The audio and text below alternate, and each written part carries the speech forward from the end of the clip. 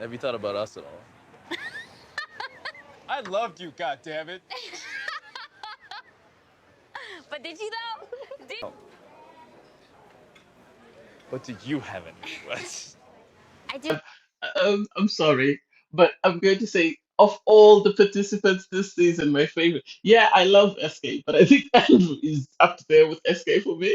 It's just I love how he's so pompous and so full of himself, asking Nancy, oh, do you have any regrets about your decision and your choice? I think he was really hoping she'd say yes, even if she told him that she was now, happy with Bartise. I think he was hoping she'd say yes, just for his ego. But hey, it is what it is. Hey there, it's Valerie again. Welcome back to my channel. Please don't forget to like, share, comment, and subscribe, and turn on the notification bell when I upload new videos. And please make comments and tell me what you feel I need to change or what I need to add into my videos. I'm trying. I'm always, looking to evolve. Anyway, in this episode, I'll be reviewing Love is Blind, season 3, episode 7.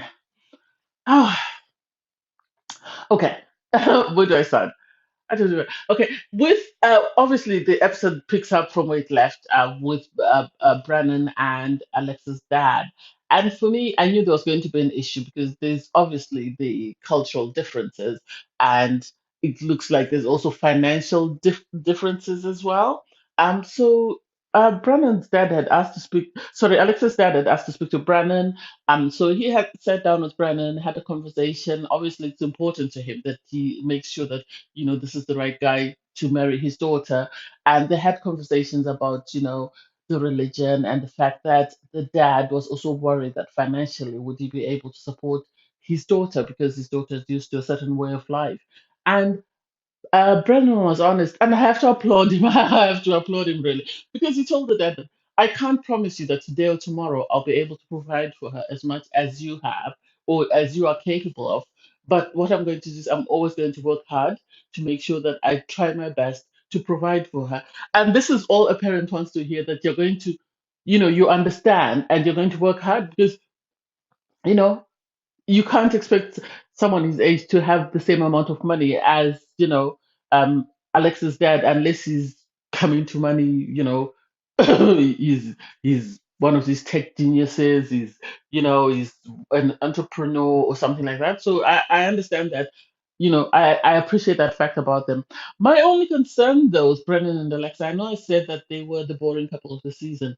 My only concern is I don't know how Brennan is going to feel because this is the second time Alexa has talked about her sex life with Brennan to someone.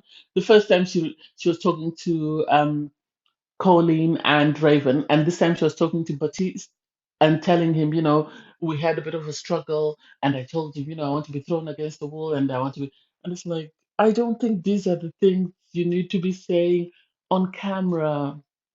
If there's any issues, yes, you say you've worked on things are much better, but still, you could have waited until the camera crew went away.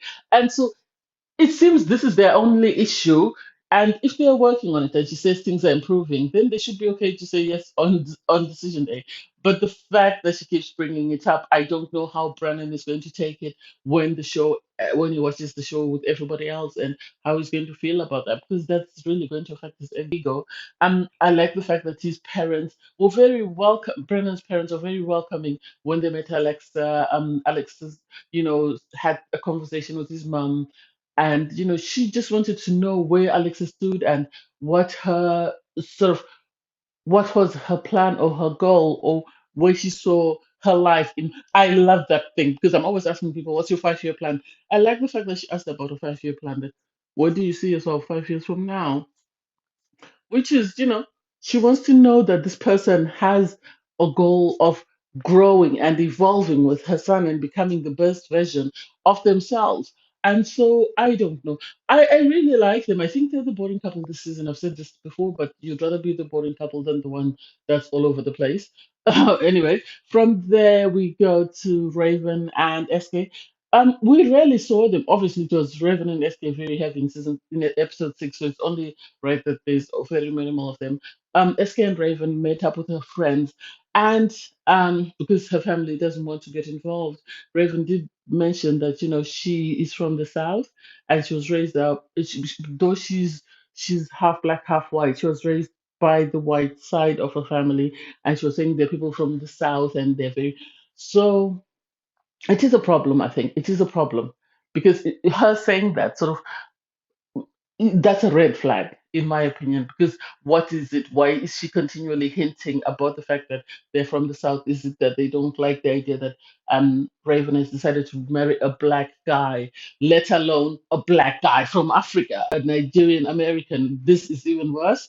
So I don't know. I'm really worried about that aspect of it, and the fact that her friends were sort of saying that Raven has never had a committed relationship as long as they've known her, and Raven is saying these are my friends from childhood, and it makes you question like, what sort of friends are these? How could they say that on camera? Yes, they had questions. I had the same question in the previous episode that SK is going to be going to school in another state. She is going to be left in Dallas. How then are they going to make things work? Because her friends were sort of saying, "Oh, Raven's got has got clients, she's got a job here, she's got this," and it's like SK. What he's doing is to develop himself, not only himself, but to put his family in a better position because once he gets his qualification, he'll be able to provide better for his wife. He'll be able to provide better for his children. And so they were questioning how they would be able to commute and how they would be able to make ends meet. And SK has already said he's financially secure. He doesn't need to worry about his finances. He's repeated this. He repeated this in episode 6 and he said this again. But her friends were still hesitant on the fact that how are they going to make things work? I think if nothing else, SK is more worried about Raven and her ability to compromise. They seem to have a great relationship. They seem to really care about each other.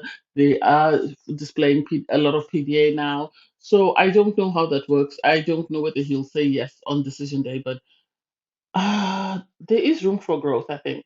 In my opinion, there is room for growth. So we'll see how that goes. And then Matt and Zainab. Matt and Zainab, for me, I think Zainab was right to say, her self confidence has been affected by Cole's remarks because everything they do, they're always coming back to this issue of Cole having said Colin was his type. And Cole took Zainab to see his place and it was messy. I like the fact that he didn't run around and clean to put on her face.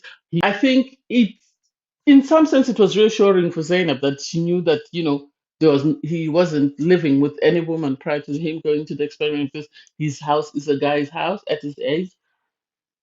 Cole's family is not involved or does not want to meet Zainab or does not seem supportive of Cole is the main issue because when they're at Cole's place, they did have that conversation about his family and the fact that they still refused to talk to him. And Cole was saying they're sending him Bible verses, and he didn't understand why they were doing that because you thought, the Bible teach you to love people. And so this is continually going to be a challenge. The couples met up with other people from the season, and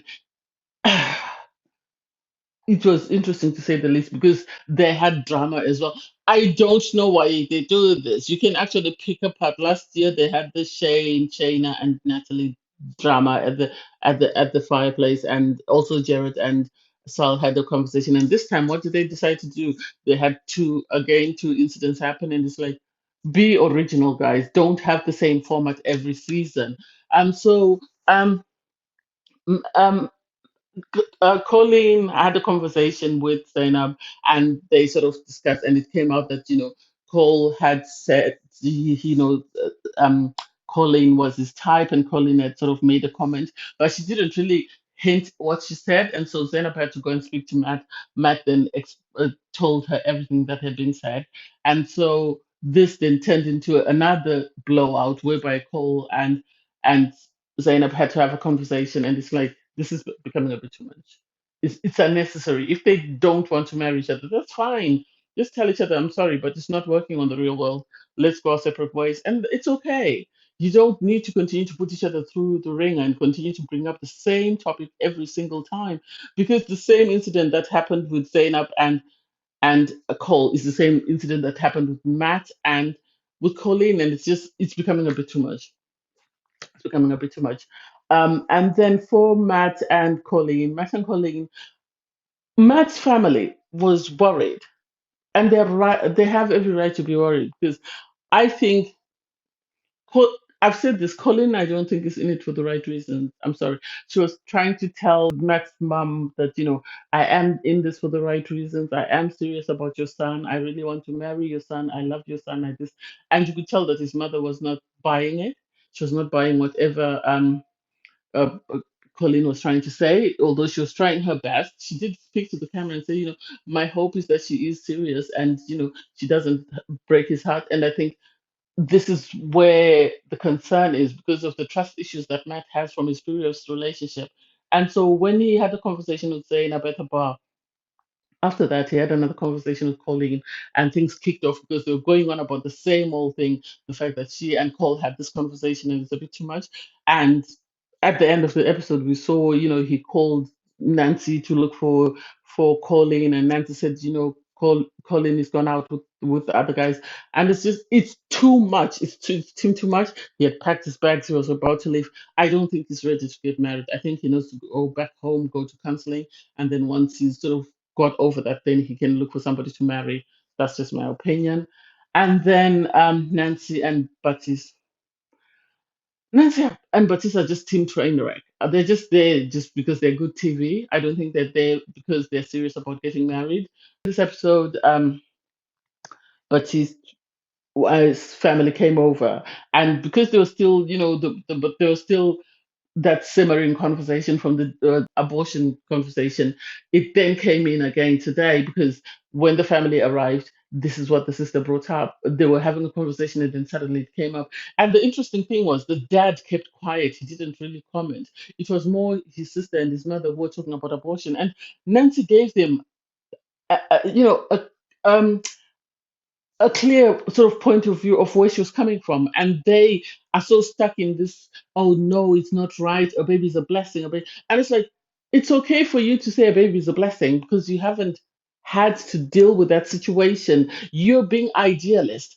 We're talking about realistic situations. His sister started crying. Oh, I think a baby is a blessing, and it's like Nancy is not saying a baby is a blessing, but she's saying there are challenges that come with certain babies, and at times it's not in the child's best interest to keep them in pain and just there in a vegetative state just because a baby is a blessing.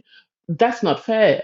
And the fact that they won't listen to anything, and after that conversation, Baptiste sort of used it as an argument that, oh, my sister is a bit iffy about Nancy, so I am iffy.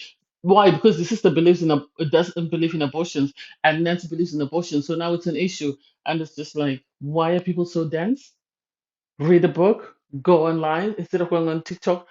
Go online and actually do your research before you make stupid comments. Anyway, I digress. So then, Batiste started sort of being hands offish and standoffish with Nancy until they went to the couple's party. Nancy then met Andrew, sat down with Andrew, had a conversation, and suddenly Batiste is now in his feelings. And I felt it was disrespectful. There was no need for him to walk up to Nancy and Andrew and ask what's going on. There was no need for him to suddenly feel the need to kiss her, to sort of like stand his ground and sort of say, this is mine to Andrew. There was no need for all that. He had been ignoring Nancy when they were at their apartment. He should have just carried on the way he was behaving instead of pretending to be all interested in her. And I love Andrew. I love Andrew. Anyway, thanks guys for watching. Please don't forget to like, share, comment, and subscribe. Bye everyone.